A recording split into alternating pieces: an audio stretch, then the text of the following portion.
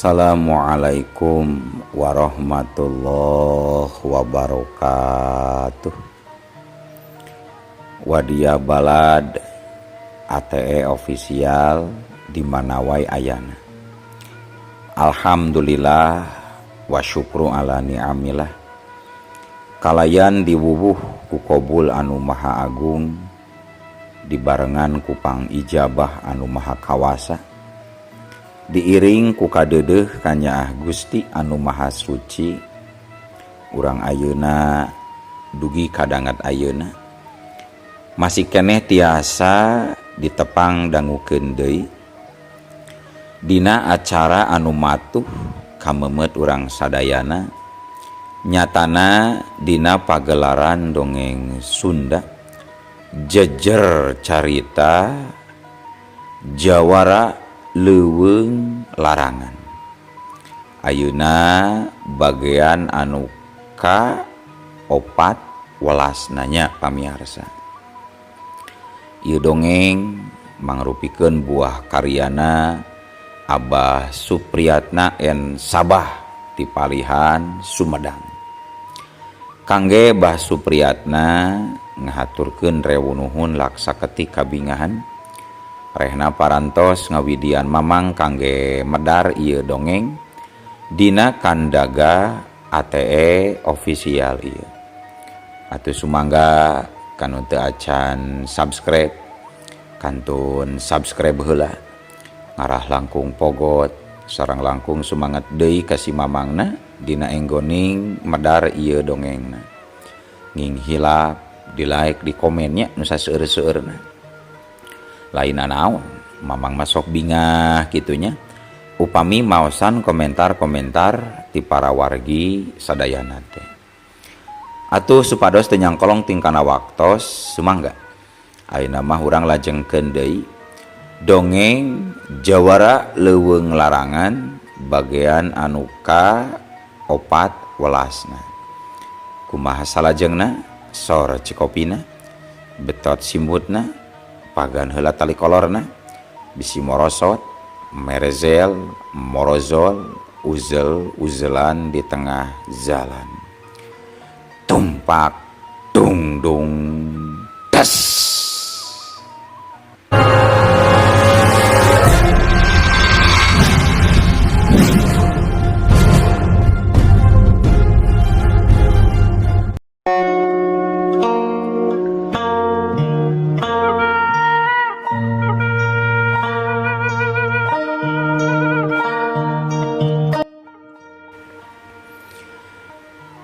Kanca mitra kaum dangu sadayana, bener we geuningan taksiran Mang Dawong teh wanci sareupna Nyi Maswati jeung Mang Dawong karek aranjog ka humana Juragan Karta anu ditungguan ku Majumsi. Tah ieu wewengkon leuweung Ciputat-Ciputat teh Nyi Mas. Tuh geuning itu tuh geus katembong saung tempat panganjerkanana Majumsi teh. Hayu ah. Ceuk Mang Dawong nuduhkeun saung anu dipake tempat panganjerkan Majumsi anu dikurilingan ku Huma jeung Palawija. Syukur atuh Mamang meuni geus teu kuat kuring mah hayang nginum jeung kareunang ieu teh hayang gramandi. Geuning itu Huma teh meuni upluk aplak kitu nya Mang. Jeung kebon kacang, terong, paria, jagong. Ku lucu, matak pi kebetaheun ieu Mamang. Eta teh Huma jeung kebon Palawija nu saha wae Mamang? Ceuk Nyi Maswati bener-bener muji jeung mikaresep kana kayaan wewengkon Huma jeung Palawija anu beres. Eta teh Huma jeung kebonna Juragan Karta kabeh oge Nyi Mas. Tapi ari anu ngabukbak leuweung jeung anu nguruskeun tatanena mah nya meunang Majumsi. Ceuk Mang Dawong ngajelaskeun perkara eta Huma jeung Palawija. Har, nah ari anu ngabukbak leuweung jeung anu nguruskeun tatanena si emak nini kuring, ari hasilna sok diakuk jeung diakut ku si Karta. Teu ngarti kuring Mamang Dawong. Ceuk Nyi Maswati, Katara paromana kaget bari pacampur jeung keuheung. Apaan eta teh minangka hukuman keur cep uar. Tapi nya nu dihukum nama ninina nyatana Majumsi. Yu Nyimas urang ka saung geus nepi geuningan. Sampurasun. Punten, Mak, Majumsi, sampurasun. Ceuk Mang Dawong gogorobokan. Taya sasaha, taya nu nembalan. Sakitu Mang Dawong uluk salam oge. Geuning si mana oge eueuh di saung. Kumaha Nyimas ya? Urang tungguan we heula bari reureuh. Keur kalandeu sugan, keur mandi atawa keur ngundur lalab. Ieu geuning pariukna mah nagen keneh dina hawu pamirunan. Duh, seungit kieu ieu liwet teh. Jadi peulih beuteung. Hayang mamam sanguliwat jeung beuleum peuteuy lauk asin. Tulis sambal goang. Aduh, ngeunah jingan Nyimas. Cek Mang Dawong nyaritana ditungtungan ku ngehehe jeung bari ngusapan beuteungna anu burayut. Dina kayan kitu torojol Mang Jumsih datang bari ngelek lodong wadah cai. Majumsih kacidarwaseunana pacampur jeung sieun anu lain di kieuna. Sabab di jero saungna geus nyampak Mang Dawong anu dibaturan ku awewe anu ngora keneh tur geulis ka tempona teh. Dawong keur naon sia aya di saung mah? Cek Majumsih bari undur-unduran. Bener-bener sieun barang nenjo Mang Dawong geus nyampak nagog yang hareupan paganen jeung papendil liwat. Tang tu sieunun Majumsih mah. Sabab Majumsih geus apal jeung nyaho kana katelengesan Mang Dawong basa milu nyiksa jeung rombongan juragan Karta teh di imahna. Tong sieun mah uingah da lain mau wanohkeun heula tu ye Nyimas. Tah ieu teh Majumsih Nyimas ye ngetohan ini Nyimas. Ceuk Mang Dawong bari ngareret ka Nyimas Wati anu keur diuk dina amben saung.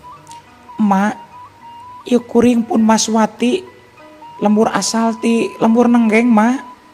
Cek Nyimas Wati gasik turun dina amben saung. Laju nyamperkeun Majumsih di hareupeun saung terus ngajak sasalaman. Tah Mak, ieu teh Nyimas teh minantuna mah nya pamajikan cep war salim teh mah. Cek Mang Dawong milu ngajentrekeun ngeunaan Nyimas Wati.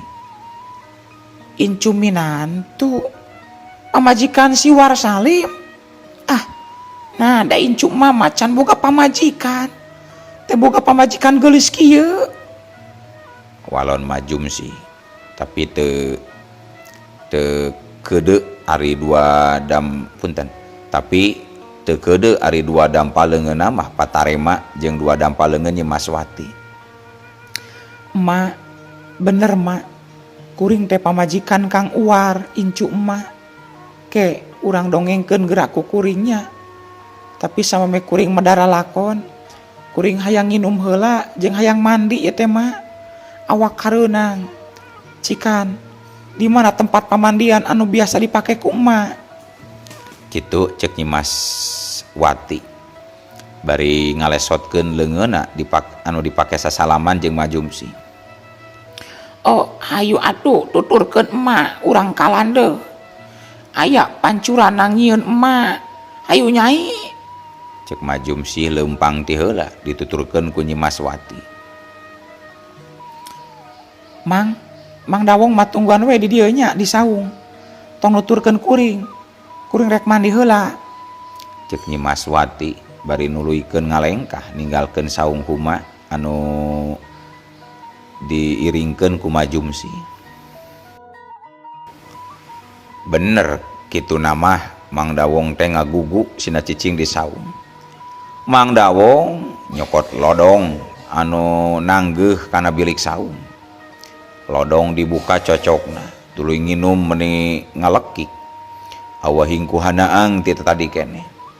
Geus kitu mah Mang Dawong gog nagog deui nyang hareupan papendil anu dipake ngaliwat nu aya luhureun pagenen. Irung Mang Dawong ungas ingus kawas keur ngambuan anu seungit melengseng tina haseup liwat. Panasaran eta turup papendil teh dibuka ku Mang Dawong. Paingan seungit geningan liwat teh ditumpangan ku padabeureum. Kitu cek gerantes hate Mang Dawong bari neureuyan ciduhna sorangan. Sajabati kitu katara dina liwat teh aya samara daun salam sereh jeung bawang beureum.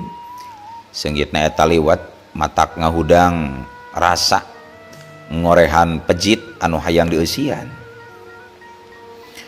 Duraring durang durirang leungit duraring tinggal durirang alah ieung bapa aing ieu eunteng euki kukurubukan.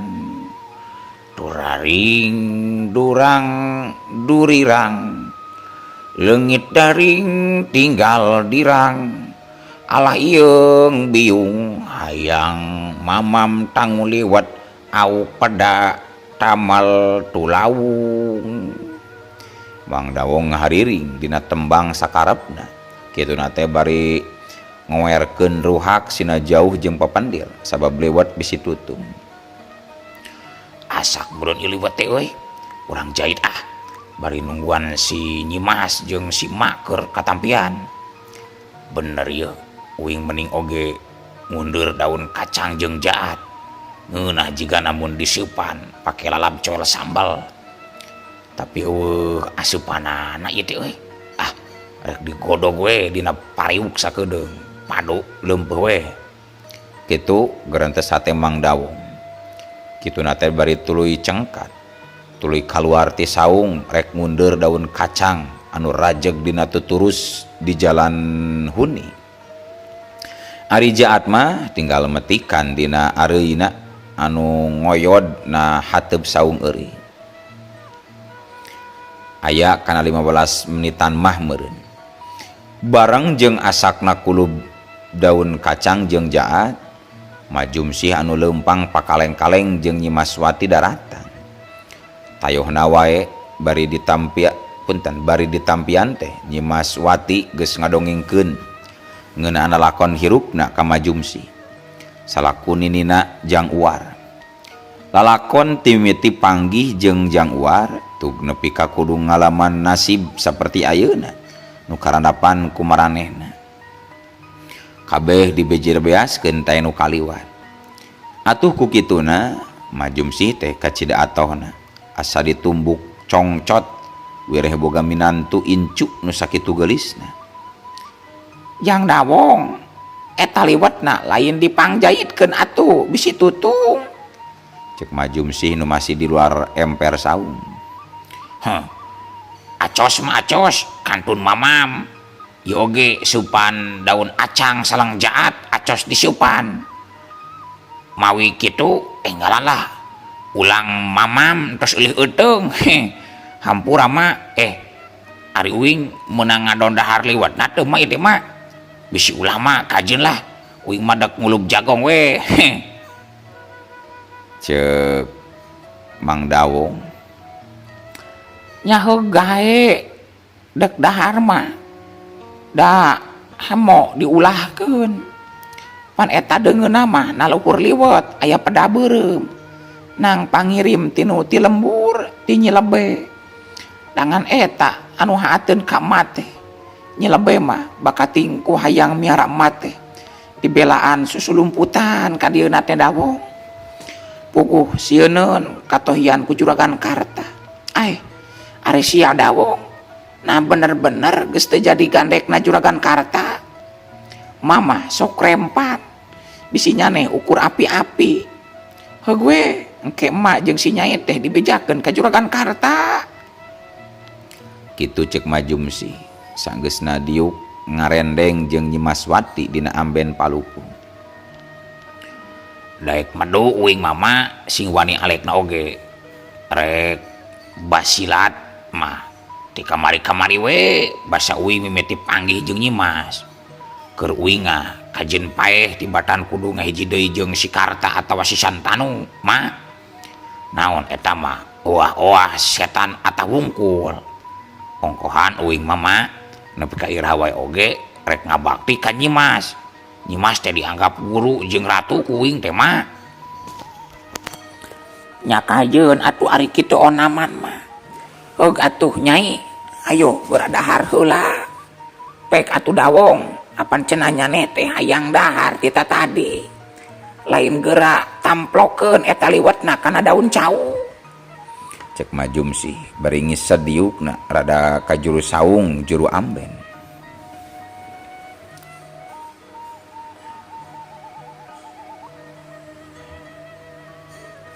bari dahar teh Nyimas Wati nyaritakeun perkara inyana anu geus boga turunan salila rumah tanggana jeung Jang Uar ku Nyimas Wati oge diterangkeun ka Majum sih wireh eta anakna teh dititipkeun ka Nyi Ajar Sakti nu aya di leuweung larangan tah kitu emak lalakon kuring jeung Kang Uar teh cek Nyimas Wati mungkas runayan caritana bari am ngahuap sanguliwat ambuing kutan nanasiban anu geulis teh nepi ka kitu nanya heueuh Nyai nu kitu teh mah si Juragan Karta si Santanu katut ulon-ulona anu nyangsarakeun ka urang sararea teh lamun seug mimitina keluarga emak teu pacogregan jeung Juragan Karta mah meureun moal aya kajadian kieu Nyai cek Majum sih mendingan dina nyaritana malah tungtung leungeun baju kabayana anu geus lalayu sekar teh dipake nyusutan cimatana anu ngalembereh mapai sisian irungna kunaon mak lada teuing sambal nang nyambal kuring deh atau kumaha eta meuni bari insruk-insrukan kitu mak cuk Mang Dawong nanya ka Majum sih anu nyaritana bari ungsrak ingsreuk ari Mang Dawong na teu ngarasakeun kana kasedih anu keur dicaritakeun ku kula ka si emak kitu Mang cek Nyimas Wati nyaritana rada tegeug pedah Mang Dawong jiga-jiga anu teu merhatikeun kana obrolan anu dipadar ku manehna naon teh Nyimas meuni eco ieu mah mamam teh aduh liwet haneut peda jeung sambal surawung coelna daun kacang daun jahat menang nyeupan nang ngagodog maksud deh sok Nyimas sing wararag sabaraha poe urang teh teu kareban sanggup pisan teh nya sok Nyimas pindo deui Nyimas cek Mang Dawong kituna teh bari col deui nyocolkeun sanguliwat kana sambal surawung heug bae pek sing seubeuh maneh dahar teh wong Nyai ari ayeuna cek hitungan Nyai budak anu ditinggalkeun di leuweung larangan teh geus umur sabaraha tahun tah Nyai aya 5 tahunan acan cek Majum sih bari ngelapkeun dampal leungeunna kana bitisna sanggeus kukumbah leungeun tina cai lodong 8 tahun emak hitungan abdi mah da kosongna teh ukur satahun ti saprak abdi nikah ka Jang Uwa ka Kang Uar teh walau Nyimas Wati sarua mahena oge ngelapkeun dampal leungeunna kana bitis nurutan Majum sih nyebut ka diri sorangan teh kulawe Nyimas Wati da puguh inyana mah urang nenggeng lembur nu aya di wewengkon pakulonan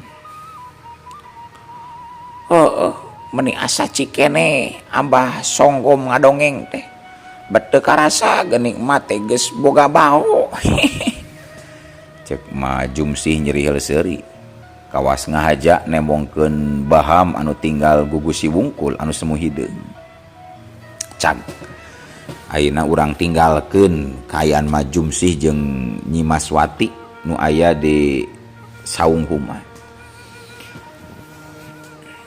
ayeuna urang nyaritakeun deui kaayaan di Guha Watu Sirap nu aya di bah-bahan lalawak leuweung larangan sakiduleun Gunung Kuda Di jero guha Watu Sirap aya hiji budak lalaki umurna kira-kira 8 tahunan. Eta budak lalaki teh sing horeng anakna Nyi Maswati jeung Jang Uar teh. Harita teh wanci janari leutik di wewengkon guha Watu Sirap. Kaayaan keur hujan ngaririncik ti peuting keneh. Hawa gunung jeung leuweung anu sakitu sangetna. Wuwuh beuki tiris mucicit. Pepadut nyimutan gunung jeung lengkop gunung kuda. Matak wegah keur sakabeh sasatoan pangeussi leuweung larangan. Pikeun ngulampreng neangan mangsa jeung hakaneun.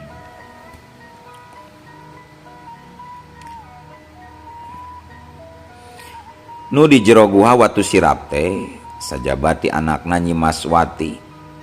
Aya oge Nyi Ajar Sakti jeung Ki Dengah alias Ki Janggot minangka kapercayaan Nyi Ajar Sakti.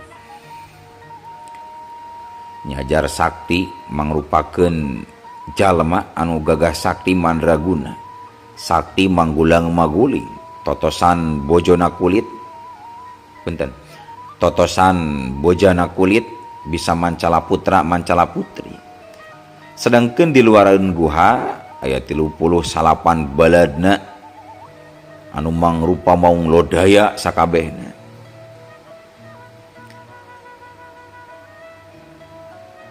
Kaceng Ucup, Cuplis, Anaki. Ieu ragepkeun ku hidep. Samemeh isuk ieu hidep jengkar. Ninggalkeun Watu Sirap leuweung larangan. Sakumaha pepeujeuh jeung piwuruk anu geus ditepikeun waktu sore teh. Sakali deui kula salaku ratu anu ngaratuan sakabeh makhluk pangeussi leuweung larangan ieu rek ngingetan deui ka hidep di mana engke mun hidep geus pacampur jeung jalma rea nu aya di pilemburan. Mangka hade hidep kudu bisa nitipkeun diri nyangsakeun badan nu hartina hidep ulah rek nyieun codekah ulah carekeun batur. Jung geura teangan indung anu ngandung, geura papaikeun bapa anu ngayuga. Kula lain teu hayang nuduhkeun atawa manggihkeun hidep jeung indung bapa hidep. Tapi kula rek muji kana kesabaran hidep. Kitu di antara caritaan Nyi Ajar Sakti ka si Cuplis anu disaksian ku Ki Dangah alias Ki Janggot. Oh, tapi Ratu, Si Cuplis rek sapok-pokkeun nyarita, tapi kaburu Nyi Ratu Ajar Sakti teruskeun dicaritaanana. Hidep tong sieun teu dahar. Oge hidep ulah rempan dina nyang hareupan dunya anyar.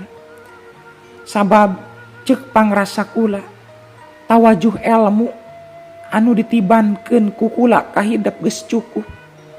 Jung geura lumaku, jig geura indit, brala geura mian, geura tandang makalangan, geura babakti ka indung nu sajati, geura belaan bapa anu sanyata. Jep taya sora nu kadenge deui dina pangucap Nyi Ratu Ajar Sakti.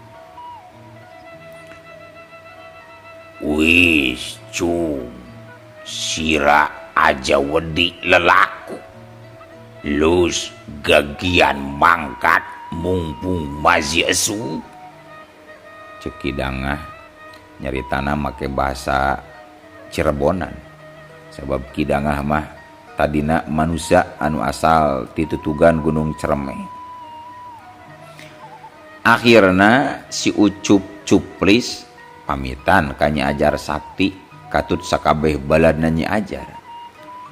Si Cuplis indit ninggalkeun guha Watu Sirap nu aya di leuweung larangan, rek ngajugjug lembur-lembur nu aya beh kalereun eta leuweung. Saleosna si Cuplis ninggalkeun guha Watu Sirap, Nyi Ratu Ajar Sakti marentahkeun Ki Dangah, sangkan Ki Dangah nuturkeun jeung terus nalingakeun si Cuplis salila di perjalanan tug nepi ka ngalalana di alam manusia. Sok Ki Dangah terus bae aping ku anjeun. Ulah banget mercayakan pisan ke anjeun. Tapi salilana anjeun kudu tetap nyumput kalawan demit. Ulah rek wani-wani nembongkeun wujud. Kajaba lamun memang perlu. Juk indit kula mah rek peureum deui. Ngan sakitu pangwadi tin Nyi Ajar Sakti kakidang. Nu satuluy nama Nyi Ajar Sakti teh ngagoloyoh ka tempat sarena laju sare meniti branaker.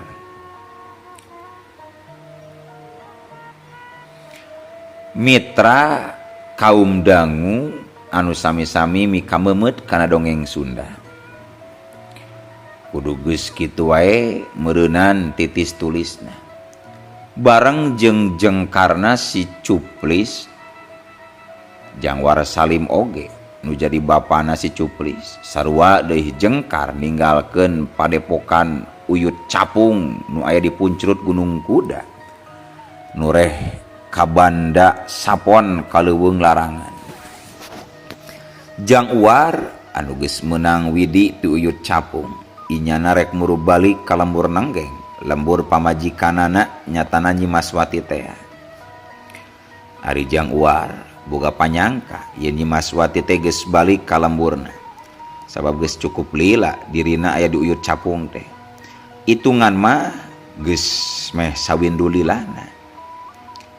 Ongkohan numutkeun katerangan Uyut Capung cenah Nyi Maswati teh geus eueuh di Guha Watu Sirap. Tapi Uyut Capung teu ngajelaskeun di mana ayeuna nganjrekna Nyi Maswati. Saban gunung geus kaapruk, leuweung gerot geus kalarung, tegal-tegal geus kasorang. Akhirna Jangwar anjog oge ka lembur Nenggeng. Nu mimiti panggih jeung War Salim teh Mang Endil tatanggana Mang Tarmin anu imahna tonggoheun tampian pamandian leuwih hieum teh. Sampurasun ieu teh Mang Endil teh kitu ceuk Jangwar bari tuluy ngadeukeutan Mang Endil anu keur nyirat awi pinyirueun. Rampes nyajang ari ujang saha jeung nu ti mana teh ieu teh cek Mang Endil tayohna mah geus poho deui ka Jangwar. Kuring War Salim mang minantuna Mbah Sutar Masari teh walon Jangwar bari terus ngajak sasalaman. Daek ku geleset tepi kalinglap kieu yo amang, aduh duda oge eta bukna nepi ka panjang sama cangkeng kitu. Indung sia cikan ieu ka dieu aya Jangwar bari sakalian mawaci haneut jeung eta cukapas teh teang di goa gerage asak meureun bawa ka dieu. Cek Mang Endil tuluy ngagentraan bisur lem pamajikanana. Aya saha kitu pasia? Dedengan teh aya Jang Kohar. Lah, keun bae atuh si kohar-kohar wae make kudu disuguhan. Ditanya kok sorangan wae hayang nginum mah. Ieu di dapur. Cek bisur lem tayohna mah salah denge samarukna si Kohar budak angon munding wakil daska nu datang teh. Si Kohar we ieu aya Jangwar Salim salakina Nyi Wati teh anakna Kang Sutar Bisari. Cek Mang Endil surana ngahaja dibedaskeun. Hah? Baru aya Jangwar minantu Acek Sari. Kela kitu dagoan pasia. Kami keur dikutang heula ieu cangcut meni eueuh hiji acan. Cek bisur lem nembalan di jero imah. Kawasna bae memang nya manehna teh keur makekeun kutang heula. Da puguh karek balik di tampian leuwih hieum. Keun we mang tong ripuh-ripuh nyokot cai sagala. Da geus manggih nginum mah. Dieu di sumur lebak. Kumaha mang? Calageur abah jeung emak uing di kaler mah. Cek Jangwar mimiti nanyakeun kaayaan mitohana. Calageur Jang. Ari Jangwar geuning sesoranganan atuh datang teh.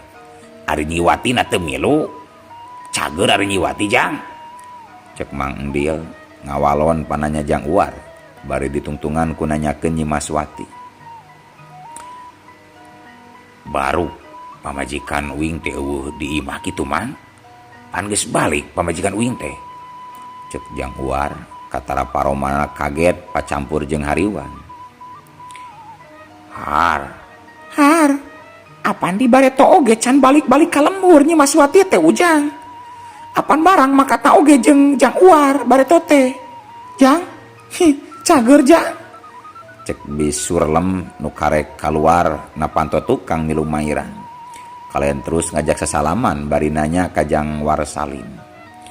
Tapi karek oge rek diu biwilem teh. No atuh teu kanyahoan.